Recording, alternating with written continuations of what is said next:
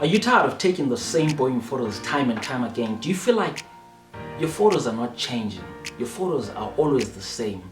It's just a different person, different subject, but your photos are just the same proof. Well, this is the right video for you, because in this video I'm going to teach you how to take better photos.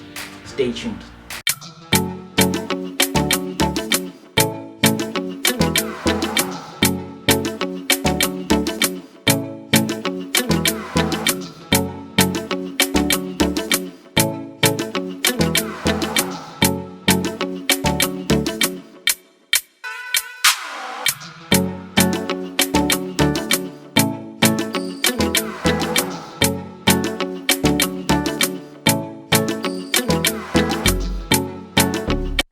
So guys, those who subscribe to the platform, thank you for subscribing to the platform. And those who haven't subscribed, guys, in order for you to see more videos like this, please remember to subscribe to this platform. Remember to like this video and remember to share to other people who might find this video useful. Right, so I'm going to give you 5 tips, right, on how to take better photos. Right, we start with tip number 1. And tip number 1 is you need to try something new. Guys, I can't stress this enough. You have to try something new all the time, because when you try something new, it means that you are expanding your pool of experience all the time, because now you are starting to move out of your comfort zone, what you know best, right? You're starting to find other ways of doing the same thing, and maybe you will be able to actually do it better and achieve better results because you decided to experiment. So sometimes I really think experimenting is, underrated, because when you experiment, you're definitely, attempting to take yourself to the next level. You're putting effort so that your photos actually look great at the end of the day. Effort will always show from someone who doesn't put any effort at all. So I urge you guys to put effort all the time, I urge you guys to try something new all the time, and you will get something new all the time, and you'll get something better all the time. And that's the reason why I urge you guys to try something new. We move on to my, my point number 2, which is you need to meet up with other photographers. This is priceless. I learned it earlier on, in my photography, how much other photographers could actually, improve my journey of photography. Now, you discover that you are never at the same level with every other photographer. Maybe you're at a higher level than them, maybe you're at a lower level than them. Maybe you've learned something that they haven't learned, maybe they have learned something you haven't learned. But the thing is, how can you ever know whether they know more than you, whether they are better than you, whether they can help you improve if you don't meet up with them and share ideas?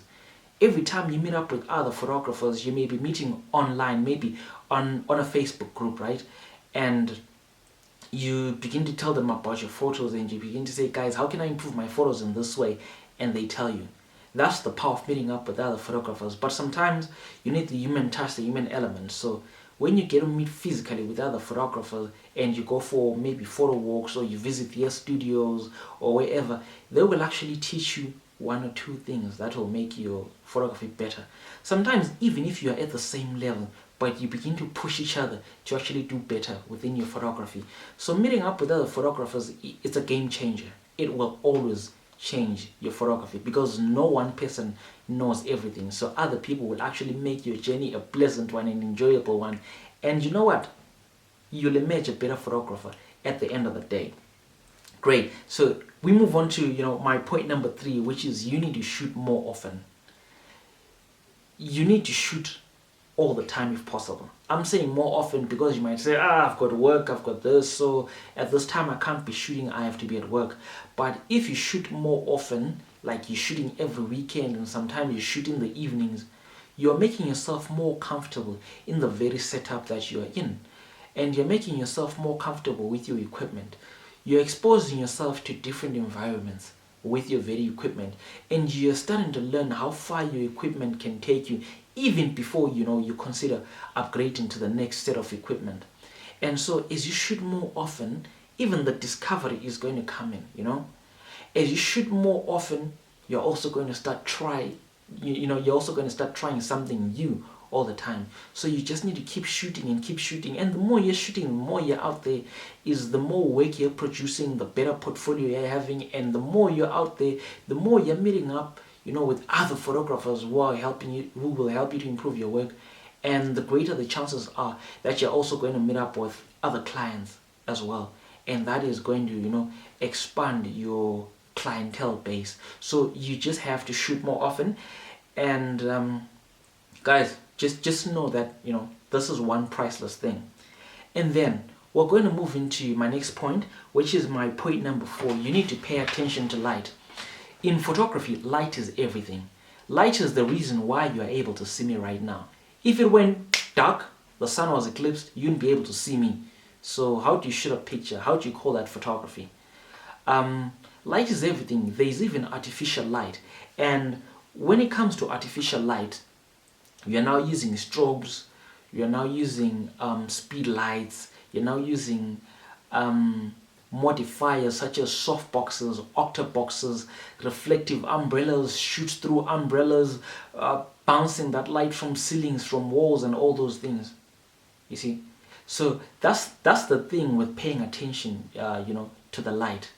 If you pay attention to the light, you'll know what light you need to use. Should you use a natural light source or should you use artificial light? And you'll also, know what direction I need to bring this light from so that I achieve. Do I want it to come from behind? Because if the light is behind and I'm shooting from the front, it means my subject is going to be a silhouette. Is that the art I'm trying to achieve? If it is, great, because I've understood that, right? If I'm bringing the light from the side and there's a softbox with a strobe, it's going to hit this half of my face, and maybe just a tiny bit of light is going to fall here and become a triangle. They call it Rembrandt light. Well, anyway, I'm not trying to get into the technical aspects of this video, but I'm just trying to teach you that when you pay attention to the light, there's so many things you can achieve. As long as you have a clear objective and you have a clear goal, you're going to achieve something great and amazing, and it's going to take your photography to the next level. So I just urge you guys, pay attention to the light all the time, because light is the one that's going to tell you, should I adjust my aperture value? Aperture being how much light you let into the camera, right? Should I adjust my shutter speed, which is how fast my shutter speed is?